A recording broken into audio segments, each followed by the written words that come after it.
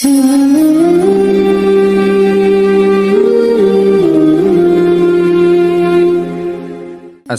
আলাইকুম ওয়া রাহমাতুল্লাহ। যুগে যুগে যে সম্প্রদায় আল্লাহর অবাধ্য হয়েছে এবং সীমা লঙ্ঘন করেছেন, আল্লাহ তাআলা এমন অনেক সম্প্রদায়কে তার আযাব দ্বারা নিশ্চিহ্ন করে দিয়েছেন। তেমনি একটি জাতি হলো আদ জাতি। এই আদ জাতি ছিলেন হুদ আলাইহিস সালামের সম্প্রদায়। আল্লাহ তাআলা তাদেরকে আযাব দিয়ে নিশ্চিহ্ন করে দিয়েছিলেন। আজকে আদ জাতির উপর অর্পিত আযাবের ঘটনা তুলে ধরা হবে। আদ জাতিতে মাত্র কয়েকজন ঈমানদার ছিল। আদ জাতির সীমাহীন অবাধ্যতা, আল্লাহর নবীর প্রতি চরম অবজ্ঞা ও শত্রুতার পরিণাম সেই চরম শাস্তির দিন ঘনিয়ে এলো। আদের লোকেরা বলল, হে হুদ, তুমি সেই আযাব নিয়ে এসো, যে আযাবের ভয় তুমি আমাদেরকে দেখাচ্ছ। যদি তুমি সত্যবাদী হয়ে থাকো তাহলে নিয়ে এসো সেই আযাব। হুদ আলাইহিস সালাম বুঝলেন এই জাতি অবাধ্যতার শেষ পর্যায়ে উপনীত হয়েছে। সত্যপথে ফিরে আসার সকল দরজা এই জাতি স্বহস্তে বন্ধ করে দিয়েছে। এখন এরা আল্লাহর গজবের উপযুক্ত হয়ে পড়েছে। মহান আল্লাহ প্রথমে তাদের উপর দুর্ভিক্ষ নাজিল করলেন।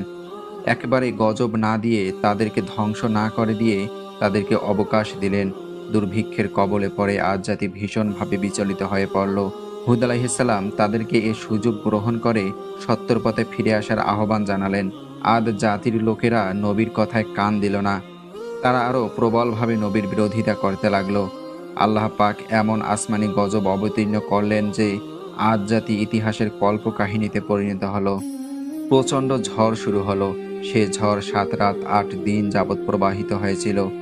প্রথম দিনের ঝড়ে জাতির লোকেরা নিজেদের ঘরবাড়িতে আশ্রয় গ্রহণ করে। ঝড়ের বেগ আরও বৃদ্ধি হতে লাগলো। প্রচণ্ড ঝড়ের তাণ্ডব লীলায় বিশাল আকৃতির মানুষগুলো পত্র পল্লবের মতো ছিন্ন বিচ্ছিন্ন হয়ে নিষ্প্রাণ পড়ে রইল। অহংকারী আল্লাহদ্রোহী আদ জাতির লোকেরা আল্লাহর আযাবে নিমজ্জিত হয়ে মৃত পশুর মতোই পড়েছিল।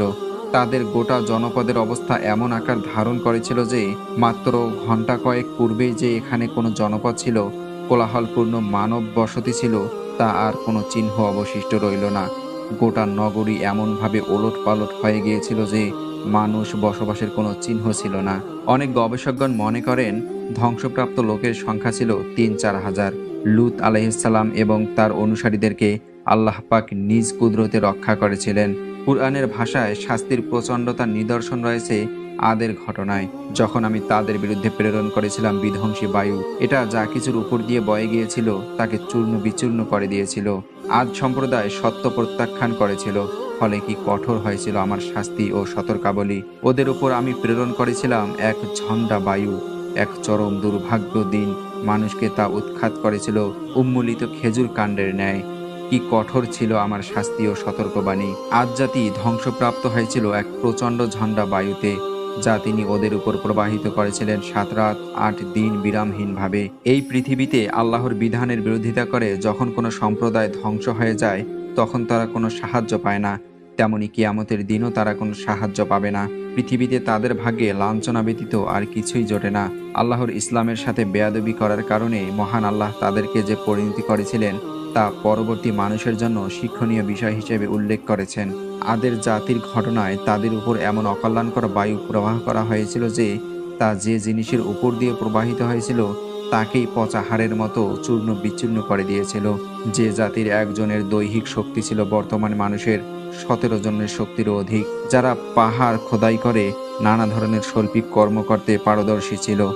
আল্লাহর আইনের সঙ্গে অবাধ্যতার কারণে পৃথিবীর বুক থেকে তাদেরকে চরম লাঞ্ছনা দিয়ে বিদায় করে দেয়া হয়েছে। তাদের মতো জাতি আল্লাহর গজবের কাছে টিকে থাকতে পারেনি। বর্তমানে বিভিন্ন সমস্যা আল্লাহর গজব আসছে। মানব জাতিকে এ ধরনের গজব দিয়ে মহান আল্লাহ সংশোধন করতে চান, অথচ এই নির্বোধ মানুষ এ সমস্ত গজবকে প্রাকৃতিক দুর্যোগ বলে চালিয়ে দিচ্ছে। বর্তমানে তাগুদি শক্তি রাষ্ট্রশক্তির কর্ণধার। তারা বলে এ সমস্ত বিপর্যয়ের মোকাবেলা করা হবে, কোনো ভয় নেই, সরকার সব ধরনের সাহায্য নিয়ে প্রস্তুত আছে। হতভাগা মানুষ বলে কি, মহাবিপদ এবং দুর্যোগের সংকেত পেলে গোটা জাতিকে তওবা করা উচিত, পরিস্থিতি মোকাবেলা করার জন্য প্রস্তুত। এ ধরনের ঘোষণা দেয়া চরম ধৃষ্টতার শামিল।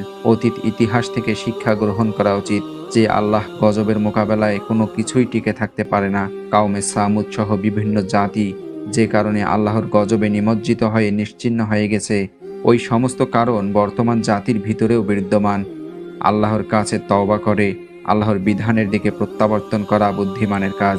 আল্লাহ আমাদের সকলকে সর্বাবস্থায় তওবা করার তৌফিক দিন এবং তার বিধানের দিকে প্রত্যাবর্তন করার তৌফিক দিন।